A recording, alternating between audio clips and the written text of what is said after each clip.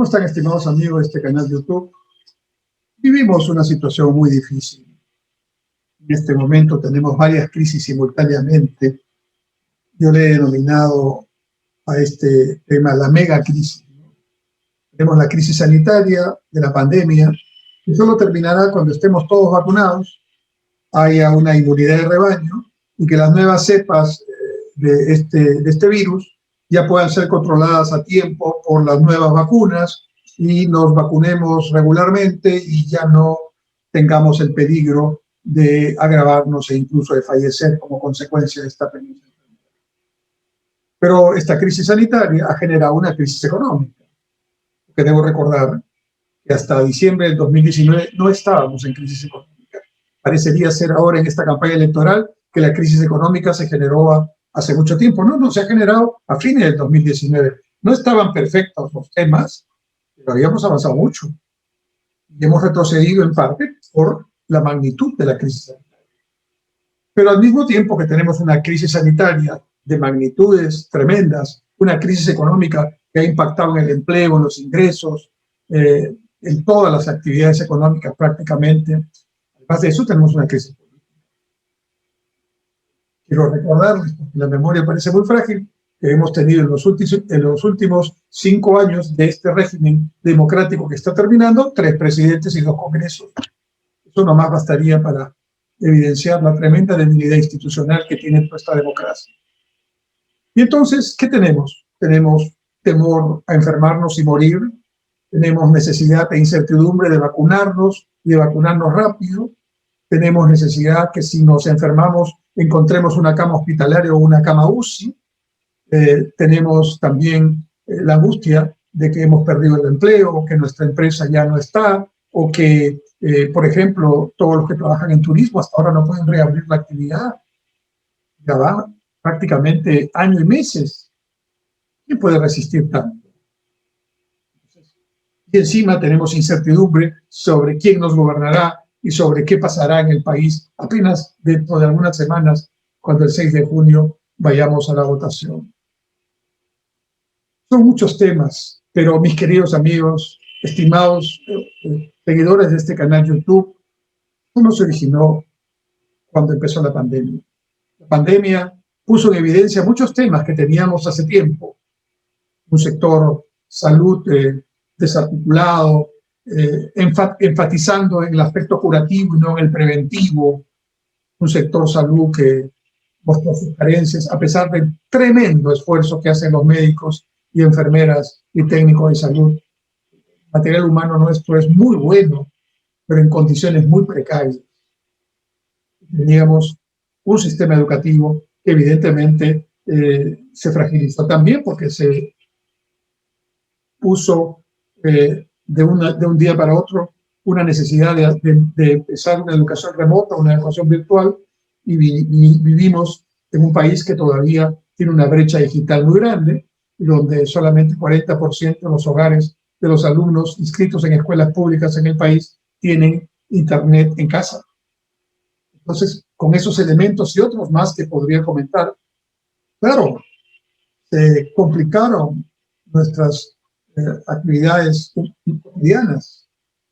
Frente a esa circunstancia, también nosotros personalmente somos seres humanos, nos preocupamos, nos angustiamos, nos desesperamos.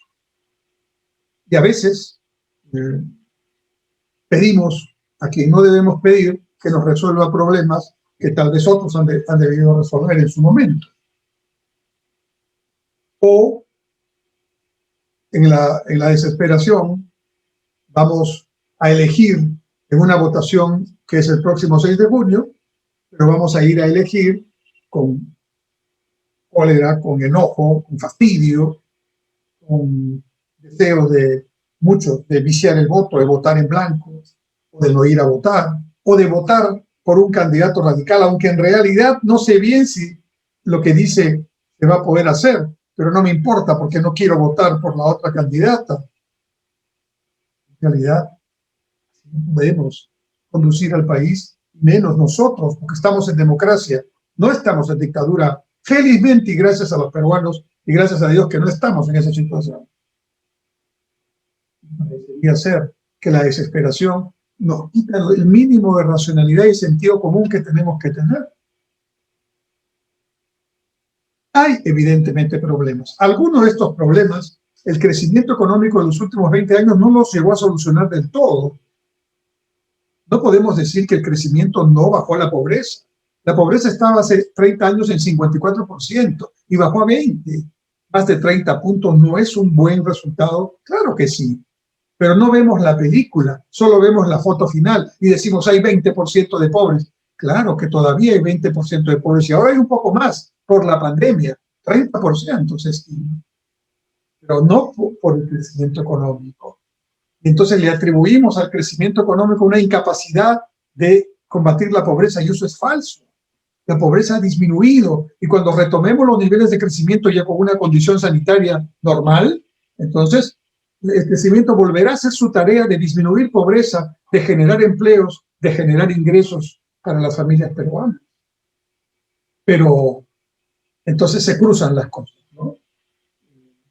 Hay temas que frente a la pandemia han debido ser resueltos por el gobierno actual. No solamente por el señor Sagasti, sino principalmente por el señor Vizcarra. Le estamos prácticamente atribuyendo toda la situación actual a un modelo económico que no tiene nada que ver con esto que nos ha pasado en el mundo y en el Perú también, y que nadie puede decir que podía controlarlo o prevenirlo. Cuando hay entonces muchos problemas sanitarios, económicos, políticos, incertidumbre, fastidio, desconfianza, entonces voy a citar una frase de un buen amigo, Alfredo Marcos. El otro día, cambiando tweets, me dijo, el caos se vende como pan caliente.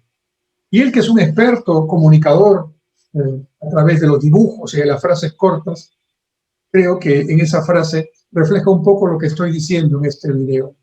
El caos se vende como pan caliente. Yo agregaría, el caos alimenta la demagogia, el uso de la necesidad de la gente para crear ilusiones que no se van a poder convertir en realidad, para decir frases que suenan bonito, pero que no tienen ni la profundidad ni la consistencia para poder llevarlas a la práctica para bien de la población, para beneficio de los más pobres o los más necesitados. El caos se vende como pan caliente. Evitemos que el caos que sí existe y la necesidad que sí existe nos lleve a tomar decisiones incorrectas que luego nos cueste y luego nos arrepintamos de haberlas tomado. Mucha reflexión en estas semanas. Tranquilidad. La cólera, la incertidumbre, el fastidio, que en buena parte, estoy seguro, tienen razón de ser, no las volquemos el 6 de junio. El 6 de junio decidamos con la cabeza y pensemos en nuestro país, pensemos en tu familia, en tus hijos. Por tener una actuación, vamos a decir, en mucho expresada por sentimientos válidos, vas a poner a tu país en una condición de fragilidad, de retroceso y de atraso, porque eso es lo que nos ofrece la candidatura del señor Castillo. Aquí no está en juego si la señora Fujimori es una persona que en su vida no ha cometido errores o que su partido no ha hecho temas de los cuales sin duda tiene que explicar o tiene que definitivamente arrepentirse, políticamente hablando. Pero votar por el señor Castillo, por no votar por la señora Fujimori, es decirle al país, no me importas. Hoy hago con mi voto esto, mañana me siento satisfecho. ¿Qué me importa lo que pase con el Perú en adelante? Eso no puede ser.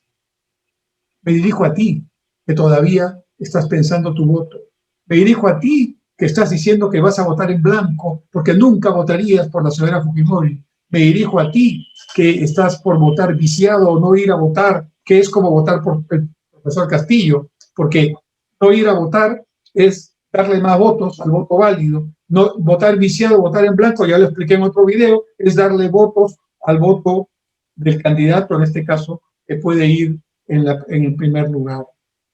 Así que no es ninguna protesta el voto en blanco o el voto viciado, es una tontería. porque terminamos beneficiando a quienes criticamos. Pero este voto del 6 de junio no es por el señor Castillo o por la señora Fujimori, es por la democracia, la libertad y la economía estable y con crecimiento. Necesitamos tener, que nos merecemos seguir teniendo y mejorarla en los aspectos que falta mejorar: pobreza, desigualdad, descentralización, salud pública, educación, seguridad ciudadana, justicia, que son tareas del Estado que las está haciendo mal, y eso hay que cambiarlo, pero no hay que cambiarlo tirando una dinamita en la casa, en nuestra casa, que es el Perú. Votar entonces por la democracia, por la libertad, por la estabilidad económica, por el crecimiento, por la promoción de las inversiones, o votar por el caos, o votar por el regreso al pasado, o votar por un modelo económico que ya estamos viendo con los hermanos venezolanos que están aquí, cerca de 1 millón, y todos los que están repartidos en toda América. No puede, ni con su propia población, lograr lo que supuestamente debería lograr: mejores niveles de vida. Y eso es el modelo, ese es el modelo que tiene el señor Castillo en sus propuestas. Votar entonces por el señor Castillo, por sus propuestas, no por él, como persona se le respeta, y democráticamente uno escucha sus propuestas. Estamos en democracia, nos debemos escuchar y respetar, sin adjetivos, pero votar por él, su propuesta, es votar por eso, por el retraso, por el volver al pasado, que ya lo tuvimos en el mundo y en el Perú, con fracasos totales de esas propuestas estadistas, controlistas, de encerrar al Perú frente al mundo, de controlar con subsidios todo, de estatizar. Entonces, no es un tema cualquiera el 6 de junio. La cólera se te puede o no pasar, pero si tú votas con cólera, o no votas o vicias el voto, solo porque al día siguiente digas: fui coherente con mi posición en el país. ¿Y tú? Ya, bueno, si tú quieres hacerlo, estás en libertad de hacerlo. Tus hijos, tus nietos, tus familiares, tus amigos, tu empresa, ¿qué de ellos? Porque lo que propone el señor Castillo es caos. Y, como bien dice mi buen amigo Alfredo Marcos, el caos parece ser, se vende como pan caliente. Demostremos madurez, demostremos altura democrática y vayamos a votar pensando en el Perú y en nuestras familias, no pensando en los legítimos momentos de tensión, de descontento y desconfianza que tenemos. Busquemos otros caminos democráticos para que esa desconfianza, esa incertidumbre disminuyan o desaparezcan. Pero no hagamos del voto un elemento de protesta que al final, solo como un boomerang, irá contra de nosotros los peruanos y sobre todo contra los más pobres que se dice que se va a ayudar.